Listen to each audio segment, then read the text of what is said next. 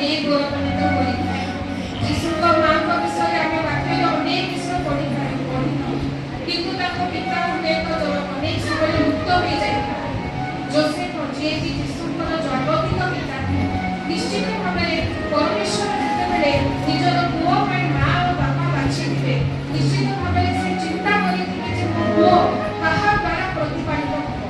ଗର୍ଭରେ ସେ ଅତି ସୁନ୍ଦର ଭାବରେ ଗୋଟେ କବିତା ସ୍ତ୍ରୀକୁ ବାଛିଥିଲେ ଭଲ କିନ୍ତୁ ଅନେକ ସମୟରେ ମୋ ପିତାଙ୍କ ବିଷୟରେ ଆମେ ଅନେକ ବିଷୟ ଜାଣିପାରିନଥାଉ। ଧର୍ମଶାସ୍ତ୍ର ମଧ୍ୟ ତାଙ୍କ ପିତାଙ୍କ ବିଷୟରେ ଖାସ୍ କିଛି ଉଲ୍ଲେଖ କରେ ନାହିଁ କିନ୍ତୁ ମାଥ୍ୟୁ ତାର 1:19 ଅଧ୍ୟାୟରେ ଯୋସେଫଙ୍କ ବିଷୟରେ ଲେଖାଯାଏ ଯେ ସେ ଜଣେ ଧାର୍ମିକ ବ୍ୟକ୍ତି ଥିଲେ, ଜଷ୍ଟ ମ୍ୟାନ୍। ଆଉ ତାଙ୍କର ଏଇ ଧାର୍ମିକତା ଯୋଗୁଁ ସେ ଯୀଶୁଙ୍କର ଜାଗତିକ ପିତା ହୋଇପାରିଥିଲେ ଆଉ ଗୋଟେ ସୁନ୍ଦର ଭାବରେ ଗୋଟେ ପୁଅକୁ ଯୀଶୁଙ୍କୁ ସେ ପ୍ରତିପାଳିତ କରିପାରିଥିଲେ।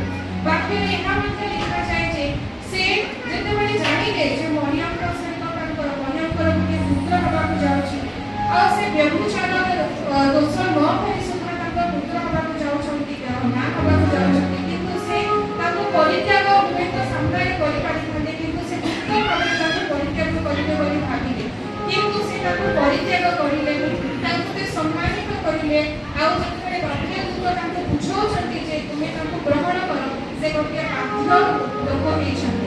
ଆଉ ସେଇ ବାଧ୍ୟତା ମଧ୍ୟ ଯୀଶୁଙ୍କ ଜୀବନରେ ମଧ୍ୟ ପରବର୍ତ୍ତୀ ସମୟରେ ସେ ଶିଖେଇଛନ୍ତି ଯେ ନିଜ ଇଚ୍ଛା ନୁହେଁ କିନ୍ତୁ ଆମକୁ କଣ